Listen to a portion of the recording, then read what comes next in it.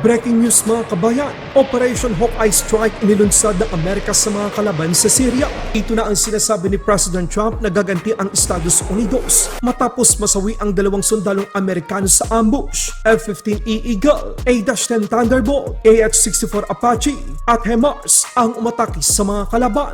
Super good news mga kabayan, Amerika inaprobahan na ang $2.5 billion na foreign military financing para sa Armed Forces of the Philippines. Simula sa taong 2026 hanggang 2030, makakatanggap ang Pilipinas ng $500 million o katumbas ng 29 billion peso taon-taon sa Amerika para palakasin ang Armed Forces of the Philippines. Gusto ng Amerika na palakasin ng Pilipinas ang seguridad sa mga teritoryo at labanan ang panghimasok na militar ng China sa exclusive economic zone ng bansa. Thailand at Cambodia tuloy pa rin ang bakbakan. Cambodian Army dismayado sa mga armas na isinuplay ng China. Chinese-made anti-tank hindi sumabog matapos matamaan ang Thai M113 Armored Personnel Carrier. Umatake din ang Thai Army gamit ang kanilang mga light tanks.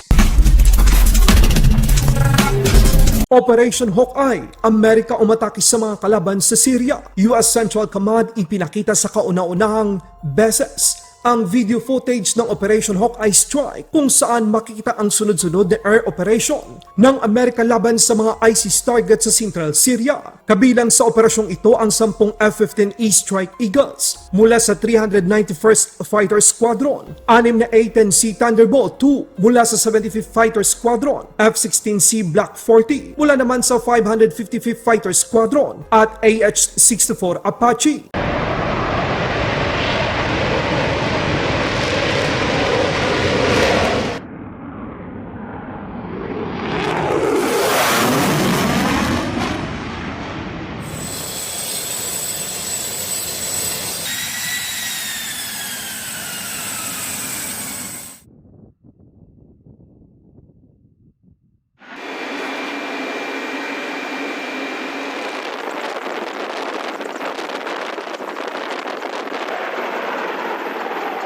Gumamit din ang US Air Force ng tactical ballistic missile mula naman sa Army M142 High Mobility Artillery Rocket System o HIMARS. Ito ay isang malaking babala ng Amerika sa mga kalaban sa gitnang silangan.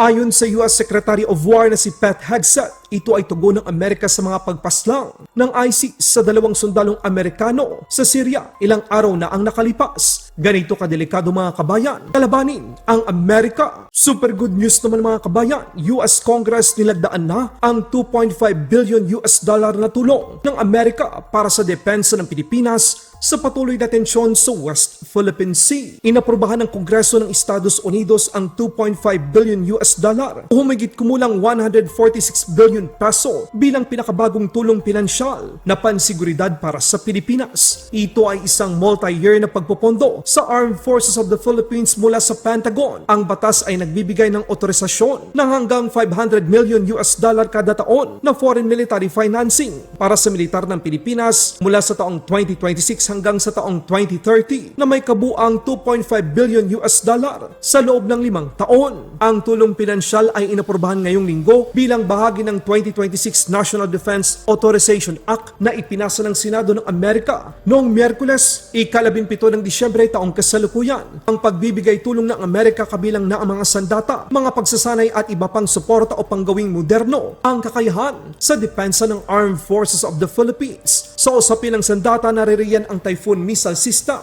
HIMARS, Nemesis, MADIS at Avenger, mga missile defense system na makakatulong upang harangin at in-neutralize ang mga banta. Ang foreign military financing na ito ay upang tulungan ang Armed Forces of the Philippines na masiguro ang seguridad ng territorial sovereignty ng Pilipinas, mapahusay ang maritime domain awareness, labanan ang panghimasok ng militar ng ibang mga bansa sa mga nasasakupan ng Pilipinas, pagbutihin ang mga infrastruktura pang-militar at sibilyan, palakasin ang kooperasyon sa pagitan ng Amerika at Pilipinas sa larangan ng counter-terrorism. Sa ibang balita naman, tuloy pa rin ang bakbakan sa pagitan ng Thailand at Cambodia. Cambodian Army hindi makapaniwala matapos hindi pumutok ang warhead ng kanilang Chinese-made RPG na tumama sa isang armored personal carrier ng Thai Army. Royal Thai Army gamit ang kanilang light tanks nilusog ito ang kampo ng Cambodian Army.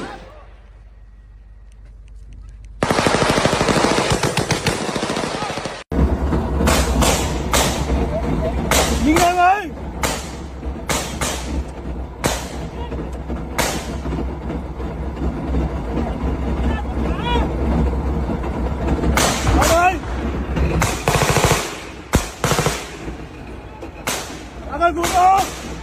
Agak tunog! Agak tunog! Eh! Gigit! Gigit! Gigit! Gigit! Gigit! Gigit!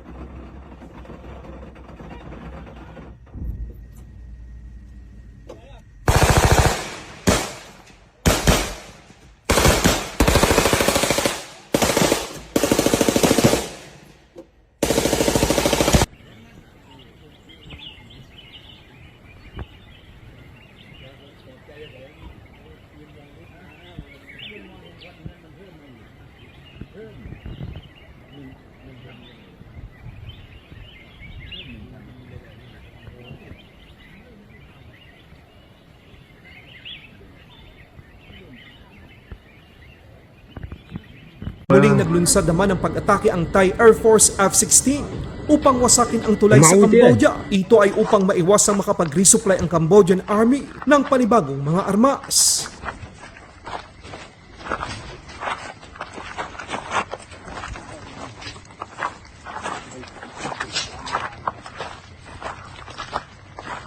Oh my feet, drop by truck.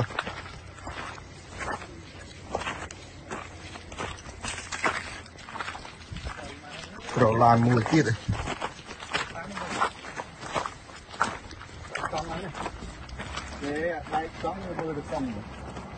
Laban Pinas.